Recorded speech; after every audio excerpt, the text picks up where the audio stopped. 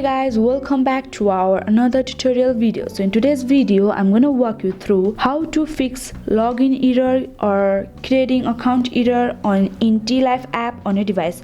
As we know that T-Life manages your account and configure your T-Mobile home internet gateway. So to explore these features you need to simply create and log in your account. While creating or logging your account you might face any kinds of errors, so to fix those errors you need to watch the video till the end. First thing, you need to ensure that your device is highly connected to a very strong and stable internet connection on your device. And second, there might be various updates on any kinds of apps, so there might be updates on these apps and this T-Life app. So to do that you need to simply go to the App Store, or if you are an Android user you can simply go to your Play Store and update app accordingly.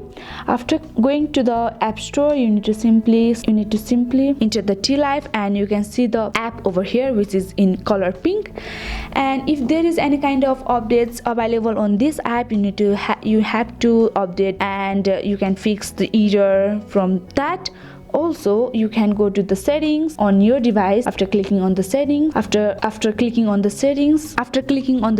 you need to select the option general, and after that you need to select the option iPhone storage, and after that this is the dashboard of iPhone storage, and you need to simply go to the option T-Life in which you are facing error while logging or creating an account in this app.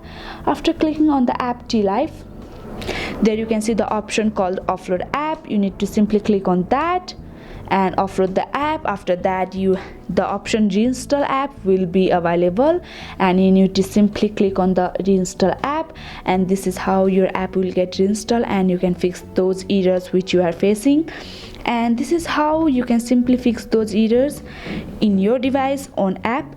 So hope this video helped you, and if this video helped you, do not forget to like, subscribe and hit the bell icon of our channel. Thank you and see you in the next video.